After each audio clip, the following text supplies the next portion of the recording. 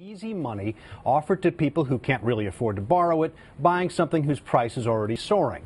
Well, this time it's not a house and it's not a mortgage. It's a college education and a student loan. And increasingly, those loans are going bad.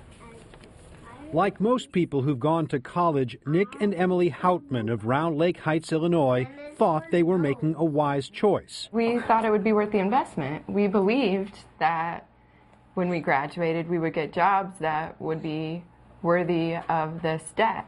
At the time of this interview, both were unemployed, with 3 young children and student loans totaling more than $250,000. What does it feel like? Feels like there's no way out. Like it'll just be there forever. Just like we're not going on vacation. We're not fixing the house. We're not. Sophie, I didn't even get to put her in CCD this year. It's so silly. It's a communion year. She's gonna miss it. Nick and Emily married young, then started a family, but they were determined to continue their education. And I just said, you know, can we afford this? Can we afford for me to stay in school? And he what'd you say? So we really can't afford not to. Eventually, Nick got his MBA and Emily got her bachelor's degree, just in time for the recession. Without jobs, the two were able to get their student loans deferred.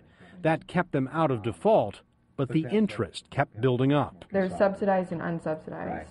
Now they're looking at a payment of $1,760 a month for the next 25 years. $500,000 is right there, and we'll have paid $275,000 in interest. With one of the worst job markets on record for college graduates, student loan defaults have doubled in the last 5 years. They include people like 28-year-old Kyle McCarthy of San Francisco.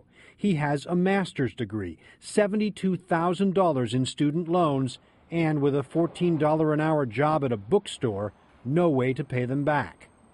I've tried to work out anything for them, you know, like I can pay this amount a month, I can pay $50 a month. And it was you need to pay the full amount now. The student loan default rate now rivals that of credit cards and home mortgages. And with the cost of a college education rising as much as 3 times the rate of inflation, students are borrowing more and more.